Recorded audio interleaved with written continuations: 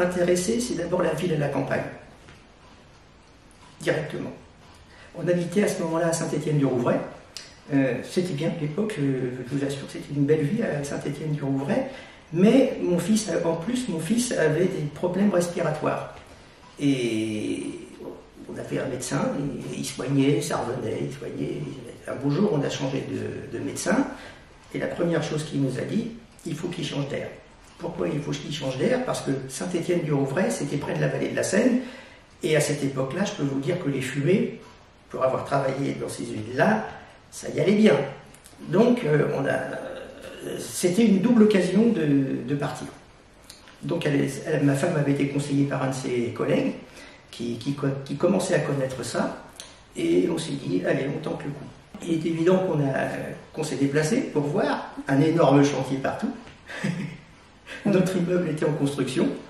Hein, enfin, il était en construction, oui. Et puis, forcément, c'était nouveau. C'était très nouveau. Et ça nous paraissait plus aéré que la vie à Saint-Étienne-du-Rouvray, déjà. Il y avait une structure qui était intéressante, à savoir la dalle piétonne qui qui existait déjà en partie, et qui permettait aux piétons de pouvoir se rendre un peu à droite, à gauche des écoles en sécurité, qui étaient décalées d'un étage par rapport à la chaussée. Donc ça, c'était bien, c'était un plus, on va dire, c'est pas déterminant, mais c'était un plus. Et puis, on sentait que cette ville-là, ce germe-là, était évolutif. C'est-à-dire qu'à partir de là, on pouvait penser à ce que ça se développe. Sachant qu'au départ, c'était 100 000 habitants. Mais les perspectives qui étaient là, démarrer quelque chose de nouveau pour nous, c'était aussi un peu un challenge. On s'est dit, tiens, pourquoi pas une ville nouvelle, une vie un peu nouvelle aussi, voir un peu comment ça allait se passer. Donc on était relativement jeunes. Moi j'avais 30 ans et ma femme en avait 26. Et mon fils en avait entre 6 et 7. Quoi. Et du coup, vous travailliez à ce moment-là à Saint-Étienne ou pas du du côté tout. de Rouen? Ma femme travaillait à Grand Couronne dans une entreprise de produits chimiques. Et moi aussi, à Grand Quevilly, dans une entreprise de produits chimiques. Okay. Donc, on a fait pratiquement toute notre carrière dans ces établissements. On n'a pas choisi une maison. On n'a pas choisi une maison parce qu'on était très occupés. Ma femme la carrière se faisait, vous voyez. Et déjà, elle, qui allait devenir cadre commercial, elle était déjà absente plusieurs jours par semaine. Moi, je partais le matin de bonne heure, je rentrais assez tard le soir. C'était pas possible d'avoir une maison, trop d'entretien, je veux dire. Donc on a choisi l'appartement qu'on a acheté, un appartement témoin. D'accord. Donc quand vous dites appartement témoin, c'était les appartements qui étaient, les premiers modules qui existaient à Val-de-Reuil. C'est un peu ça. Oui, c'est ça, c'est absolument ça. Et donc on a regardé, on s'est dit, à Saint-Étienne-du-Rouvray, on avait un appartement de 64 mètres carrés pour un F3. Ici, on arrive 96 mètres carrés pour un F4. Tarif avantageux aussi. En plus. En plus. Comparé du coup à Saint-Étienne. À Saint-Étienne, on n'avait pas envie d'y vivre, déjà. Non.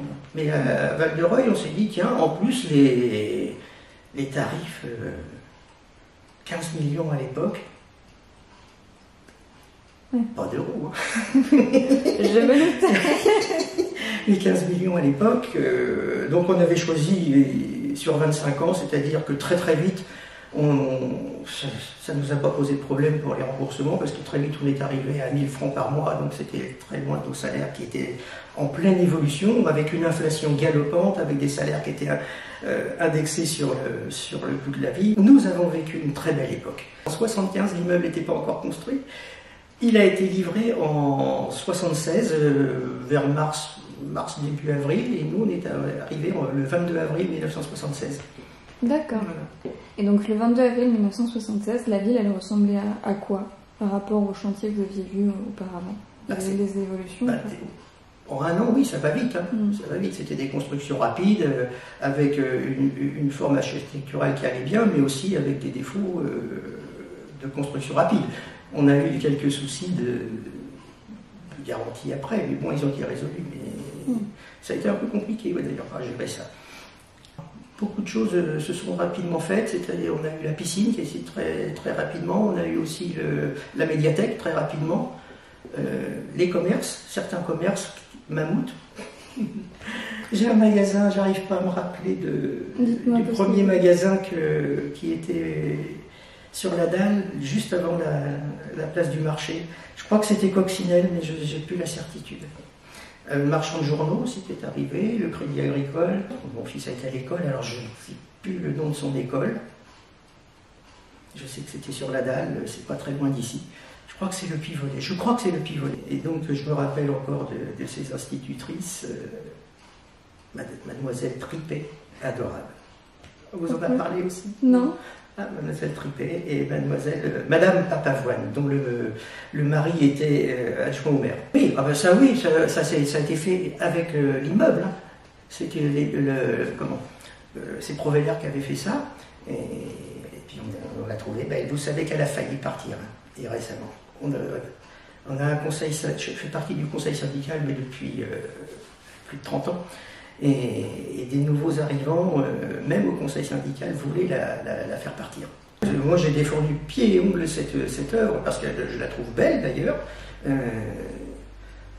Et puis c'est un cachet, c'est typique de Val-de-Reuil, tous ces pignons. Il y en a un qui a disparu hein, sur le nord, par erreur. Donc, il y avait quelques personnes qui ne voulaient pas la fresque. Et heureusement, les enfants de Proveller étaient là, ou les petits-enfants, et nous ont dit, ben, c'est plus compliqué que ça, on ne peut pas faire n'importe quoi, mais je l'avais déjà dit, hein, mais malgré tout, ils voulaient la supprimer. C'est pas possible quand même, on ne peut pas supprimer ça. Donc en battant bec et ongle, elle va garder. Si ce n'est qu'après la rénovation urbaine, effectivement, elle a été considérablement modifiée, avec les résidentialisations. Effectivement, c'est une ville qui a bien changé, mais la dalle est toujours là. Ça fait partie d'un ensemble où je me suis dit, c'est pratique. À l'époque, on est arrivé, donc on était jeunes, on avait un enfant, il allait à l'école, c'était sécurisant. Ça, c'est la première chose. Et puis on s'est dit, tiens, les commerces s'installent, et ça serait une bonne chose aussi pour faire ses courses. Après tout, c'est vraiment facile, on prend le caddie, c'est fini, pas besoin de voiture. Et puis surtout, j'avais aussi eu la chance d'être choisi avec 2 autres personnes pour discuter de l'évolution de la ville. D'accord. Oui, il y a eu des réunions là-dessus. Donc, je vous dis, on avait donc été pris là-dessus, on était 3 avec les commerçants et tout ça, et pour dire un petit peu ce que l'on ressentait. C'était très important de savoir qu'il n'y avait pas de pollution à Val-de-Reuil. J'allais y venir, vous me disiez au téléphone que bah, du coup votre fils avait des problèmes de respiratoire, et donc du coup, qu'est-ce qui s'est passé? Alors, qu'est-ce qui s'est passé? Mais je vous assure, c'est impressionnant. En l'espace d'1 mois, c'était quasiment terminé. C'est incroyable. Incroyable. On va dire 1 mois, 2 mois, mais très très rapidement, terminé, et à vie. Quand je dis à vie, il a 53 ans maintenant, il n'a plus de problème de ça. Non, ça a été vraiment radical. Et le médecin, il doit être décédé maintenant, mais je me rappelle encore de son nom, le docteur Taïeb, avait bien eu raison. C'était au tout début. Ouais. Tout début, et rue Prière Première.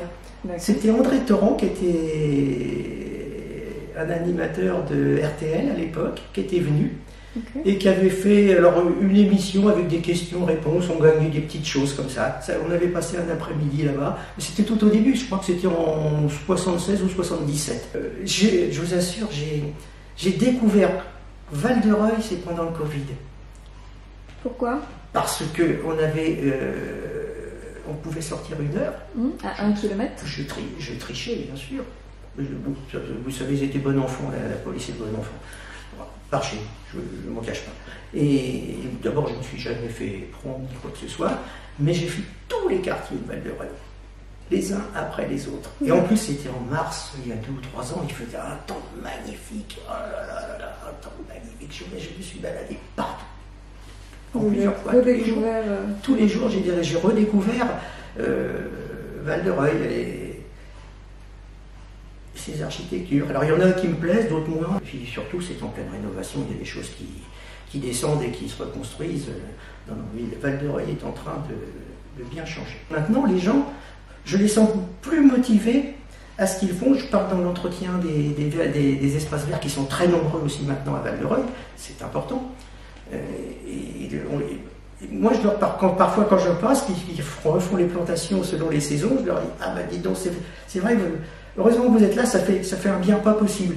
C'est pas grand-chose, mais voilà, ça me plaît bien de... Non, je m'y plais bien. Maintenant, je m'y plais beaucoup à Val-de-Reuil. Pas question de changer. Hein. Non, parce que mes amis, à un moment donné, qui sont dans les Pyrénées-Orientales, souhaitaient que je descende. Pourquoi? Parce que ce sont eux, en cas de... Si je perds la tête, c'est eux qui s'occuperont de moi. Vous voyez, donc tout est géré comme ça. Et donc, pour des facilités, ça aurait été mieux que je descende. Mais là-bas, moi, c'est pas ma vie, là-bas. Moi, je connais personne, à part mes amis, même si je commence à connaître parce que j'y vais, mais c'est pas la même chose. Ici, j'ai tout un environnement qui me plaît, j'ai mes médecins, les commerces, je dis pas, parce que je descends souvent à Tourville-la-Rivière ou à Leclerc. Et Tourville, c'est parce que je vais au restaurant, ça me permet aussi de voir du monde. Mais non, ma ville, non, c'est ma ville. Maintenant, elle est devenue ma ville. On pourrait épiloguer pour vraiment mon impression. Je vais à ma boîte postale, que j'ai gardée depuis 1976, et ça s'était rénové d'ailleurs, là-bas. Et il me garde parce que j'ai l'ancienneté, parce que j'y ai plus droit, normalement c'est que les pros. Mais il me garde parce que je suis quasiment un des plus anciens. Et bien sûr, tranquille, un appartement à près de 100 mètres carrés pour moi tout seul, ou même pour deux, c'était qui va bien. C'est sûr. Ah, c'est ma réno, hein, ça. Je confirme. Oui, une cuisine. Alors maintenant, c'est hors sujet, mais la cuisine qui est là, ouais. Elle est de 77. En plus, congélateur, réfrigérateur, c'est d'origine, hein, ils ont 47 ans aussi. Et puis après, quand j'ai fait faire tout l'appartement, c'était pas comme ça à l'époque. C'était de la moquette partout, sur les murs, les dalles au plafond. Les années 70, hein. Les années 70, 80. Contre ma ville, c'est ce que j'ai dit à Madame Chéri, je sais plus. Chéri Bélanger, je lui disais. Et au policier qui était chef de la police avant à Val-de-Reuil, lui disait, ça y est, Val-de-Reuil est en train d'avoir une âme. Pour quelle raison, selon vous? C'est difficile de dire une âme. Ça veut dire qu'on s'y sent bien et qu'elle a une personnalité. Elle a sa propre personnalité. Val-de-Reuil est unique par rapport aux villes nouvelles. Je pense que c'est par rapport aux villes nouvelles, les quelques que je connais, en tous les cas, c'est la plus belle. Je ne veux pas appuyer le trait, mais c'est ce que je ressens. Je vous ai dit ce qui ne me plaisait pas avant, je vous dis ce qui me plaît maintenant. Et là, vraiment, je sens que les gens s'accrochent à Val-de-Reuil.